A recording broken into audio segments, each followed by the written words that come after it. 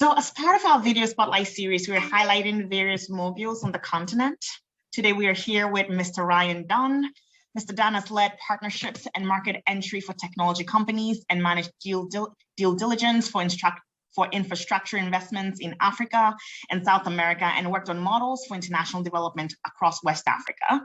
He holds an MBA from Georgetown University, go Saxas, Hoya Saxa, and a BA in African Studies from the College of William and Mary.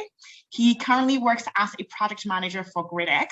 GridX is a developer and develops and finances solar and energy storage solutions for off-grid and grid-tied businesses across all of Sub-Saharan Africa. Mr. Dunn, thank you so much for being here. Yeah, of course. Thank you for having me. Awesome. So throughout the video spotlight series, we're asking questions to experts in the space or people who have really done incredible things on the continent. And so one of the things that I was looking at with GridX is just the unique business model that GridX has. So can you share a bit about that model and how it fits into unlocking benefits of renewable energy for businesses on the continent? Yeah, definitely. So GridX, we're both a developer and a financier of energy projects and also actually of energy companies across Sub-Saharan Africa. And so I think what we've done that's a bit different from your kind of average project developer is that we've kind of pre-raised capital. So we have a asset financing vehicle that's kind of part of GridX, and all of our projects are fully financed by that vehicle. You see a lot of developers out there, they'll go and find projects or they'll build out a portfolio of projects and then go looking for money to actually build them. We already have that money. So it speeds up the development process. It also reduces uncertainty both from our standpoint for our clients. And then it also means from a client perspective, we're offering fully financed renewable energy options. So for them, there's no upfront CapEx, which really removes any barrier to entry. And I think, given that structure, it's easier for us to work with kind of the more medium scale enterprises. We don't have to go with just the Coca-Colas and the Unilevers of the world. We can look a bit down the kind of the size range of clients and take a little more risk as well. Yeah, that's a very unique model to be able to finance these projects as well. So thanks for sharing that. So going back to your experiences, when I did your intro, you've had a lot of experiences leading and really leading partnerships and market entry strategies in your career. So given that the different countries in Africa and the continent is really quite fragmented, how has that changed in terms of the different products you've worked on, especially around market entry and your due diligence across the continent? Yeah, I mean, it's definitely not there's no one size fits all approach. I think on some level, all of our clients, whether they're in Liberia or Kenya or the DRC, are struggling with expensive and unreliable power. So on the demand side, it's relatively kind of identical across markets. But to your point, when you actually start to work in the markets and start to work with clients and really try to understand kind of the environment in which they're operating, it's completely different. And I think the way that you have to go about kind of making that work is to stay humble, to remember that, you don't have all the answers. You don't, just because you've done a few projects in Kenya doesn't mean that you know exactly how to do projects in Ghana, for example. They're very different markets. People are motivated by different things. They're facing different challenges.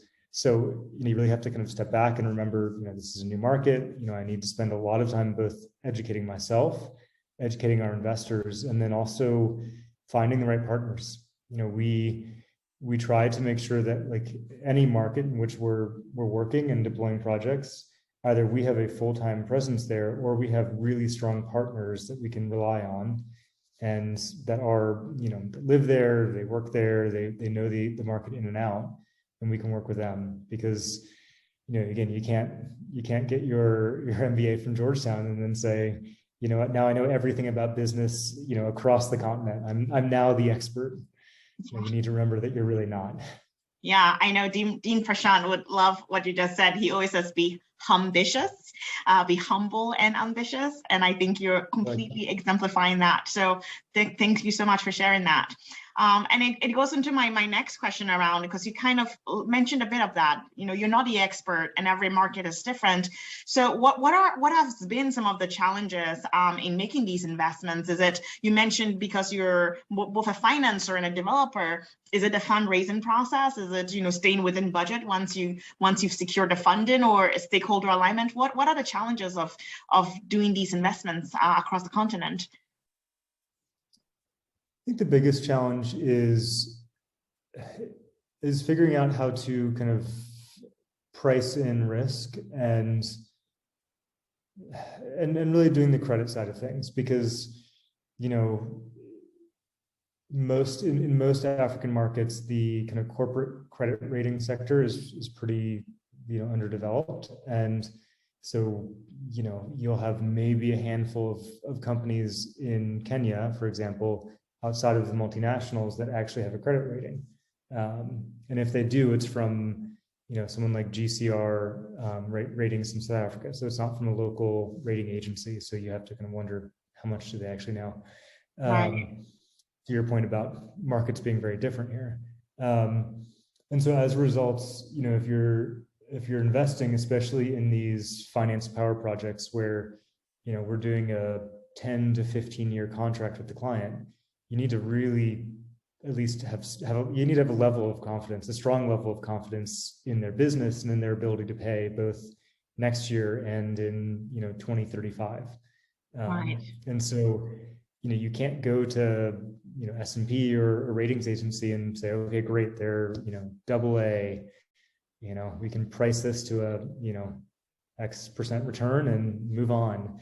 You know, we end up doing a lot of kind of fundamental analysis, right? So we have kind of a basic credit tool that looks at, you know, their financials, but when it comes to actually understanding their kind of broader risk and, you know, growth, we spend a lot of time getting to know the client's business and, you know, trying to understand the regulatory environments, where they're selling, what they're selling, why they're selling, when they're selling.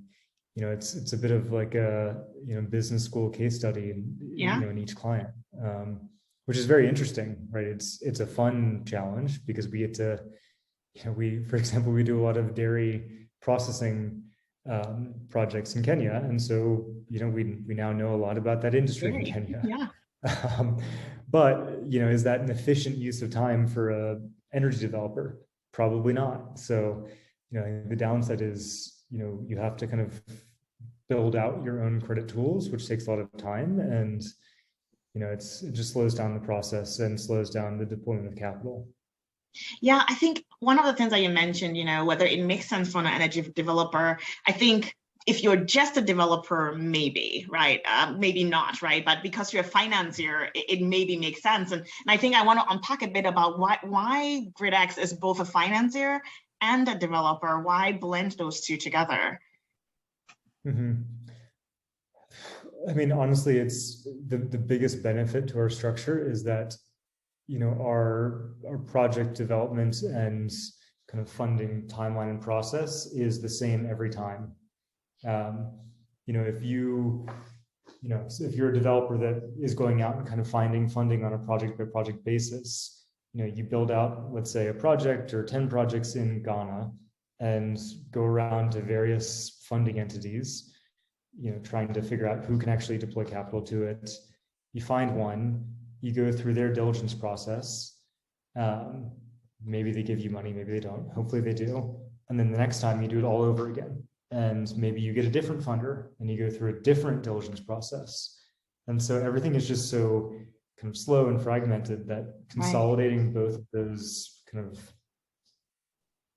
like things, both development and financing, into one vehicle is just a lot more efficient.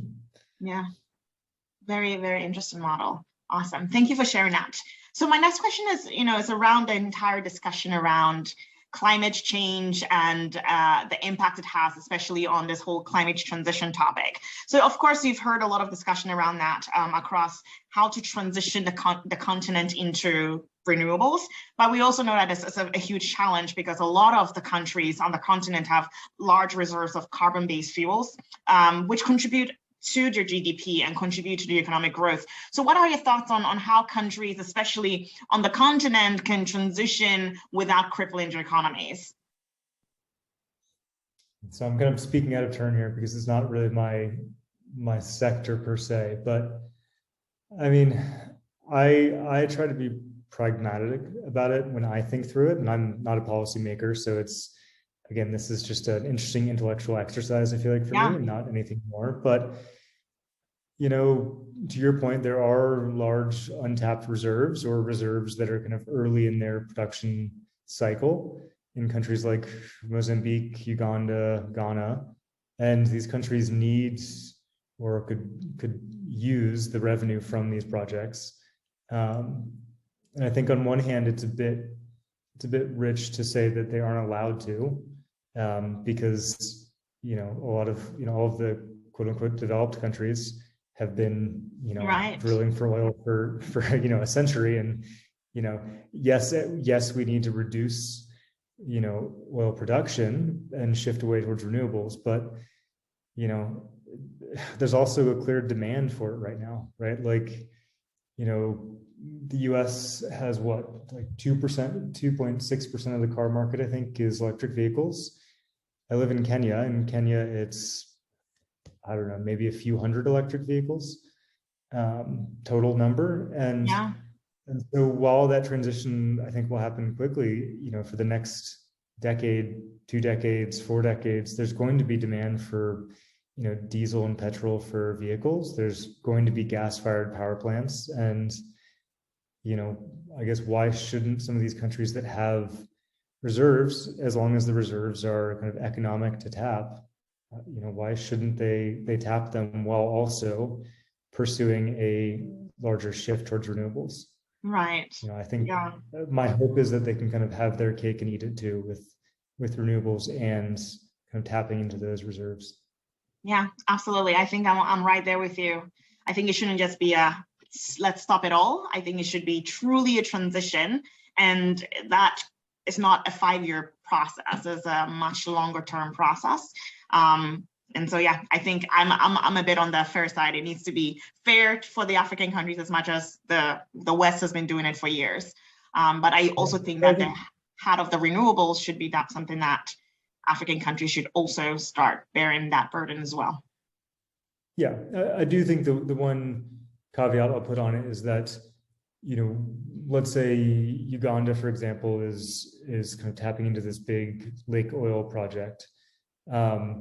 You know, I think as long as countries are kind of clear-eyed about how long these fields will most likely actually be economic to pull oil from, right? Like, you know, because if you massively overinvest and think, oh, you know, this oil field is going to be viable for the next 40 years, well, probably you're going to be wrong. Right. So, you know, how can you find the balance of you know, using those resources but not overinvesting? Yeah. And then having these stranded assets in 30 years. Very, very interesting. But yeah, I think we will be watching to see what happens. But definitely thank you for sharing your insights there. So as a Hoya, and this is a question to you, to the audience who are going to be filled with Hoyas, and of course, hopefully Georgetown alums, do you have any advice for students and professionals who are considering working outside of the US or continuing their careers in emerging markets? Yeah, I think the main thing, you know, and this is obviously the same for anyone, you know, pursuing a career in anything, is to network. You know, I think, you know, Georgetown has a strong kind of career development program, but it is, you know, rightly or wrongly, it is focused primarily on where most students go, which is, you know, to careers that stay in the US. And so I think if you are looking, you know, to work in emerging markets or to do something a little different, you know, you need to do a little more legwork and, you know, reach out. There aren't, to my knowledge, there are not a lot of Georgetown MBAs wandering around the continent. So, if you We find need one on more. LinkedIn, yeah, exactly. We need more. So if you see someone on LinkedIn, reach out. No one's offended by someone reaching out, especially a fellow Hoya. So Awesome. I think that's the main bit of advice. And then go to events like the Africa Business Conference, join the Emerging Markets Network. Yes. Do all of those small things you can do to find like-minded students and meet interesting people.